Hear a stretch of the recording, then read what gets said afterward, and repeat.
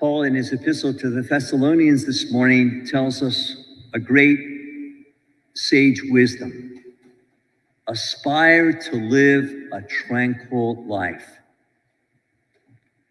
Tranquility means serenity, stillness, harmony, composure, contentment, self-possession, peace of mind, and peace of soul.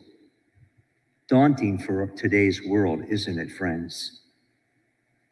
24/7 news cycle, the polarization of politics, fast-paced, multitasking, insatiable demands on our energy and our time, and expectations of others. Yet Paul says, aspire to live a tranquil life by minding your own business. Good advice. When we're snooping in everyone else's world, and worried about what everyone else is doing, Paul hits it on the nail, on the head. In the gospel today, we're all familiar. A man goes on a journey. It's a challenging story. He gives insurmountable sums of money, which were called talents, denarii. To one, he gives 5, he invests, he trades. To one, he gives 2, he invests, he trades. And to a third, he takes no risk, no gain. He buries it. And the master comes back and he rewards the 2 who were traders, and he brands and upbraids the one who did nothing. Jesus uses a business world parable to teach us about spiritual life. He tells us that he gives gifts to every one of us. They're all different gifts and different abilities and different areas of expertise that all of us have. Some people excel at academic work. They're brilliant. Some are artisans. Some are great dealing with people. They're good negotiators. Some people are better fixing equipment or machines. Some are good communicators. I work as the chaplain at UPMC Mercy. I work with the sick and the suffering and the dying to offer compassion and empathy for those in their vulnerabilities. What is your gift? How do you share your gifts? Do you take risk with your gifts? You know, I just buried two couples, a man and a wife. They died 2 days ago, two days apart. And the husband was 35 years the head of the credit union at US Air. And he said to me when he retired, if you haven't made your million by 65, you're not going to make it after 65. So give somebody else a chance. Let them get in your position. Let them lead. Life isn't about just amassing money.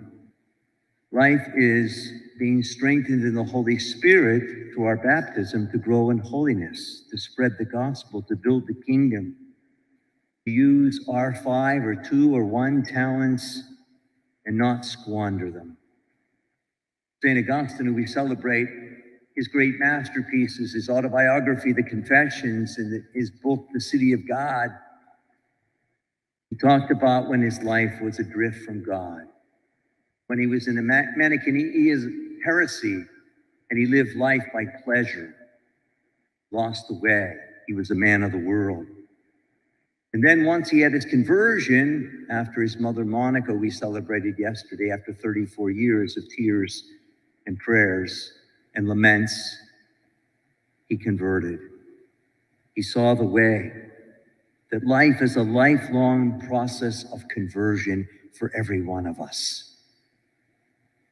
As I was driving here this morning, I thought to myself, one person I met over 40 years ago was Cardinal Dan DiNardo. He founded this parish.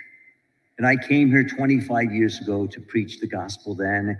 and he would play the organ, and I was always just filled with joy. But he taught me public speaking, and I thought he was the best orator I had known. He was certainly the best teacher I ever had. And he told us in the seminary when he taught us homiletics, if you read any sermons, read St. Augustine's sermon, Today's Saint. He said, because a sermon should do three things for God's people.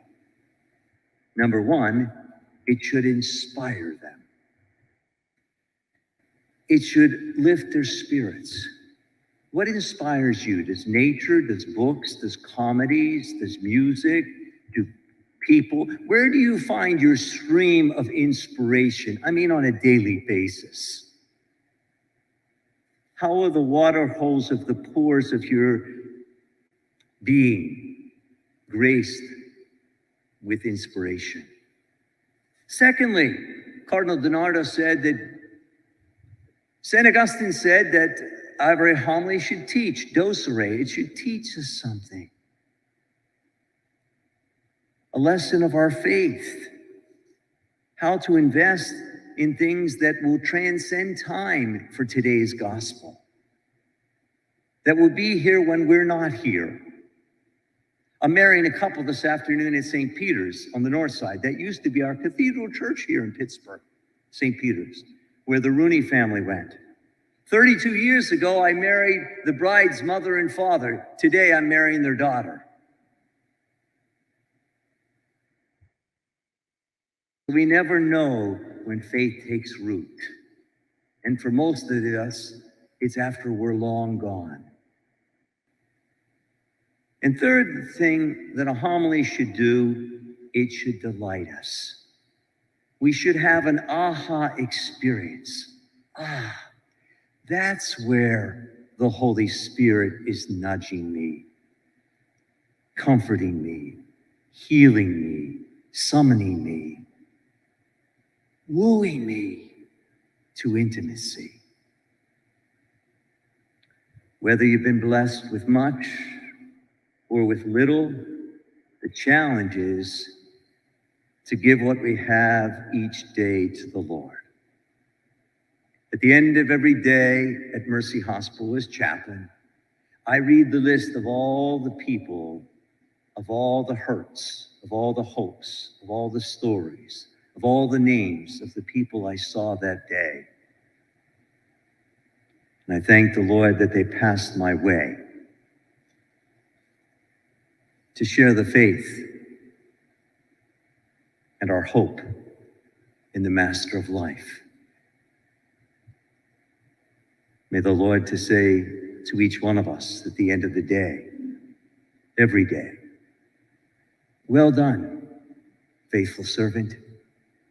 You did the best you could with what you had.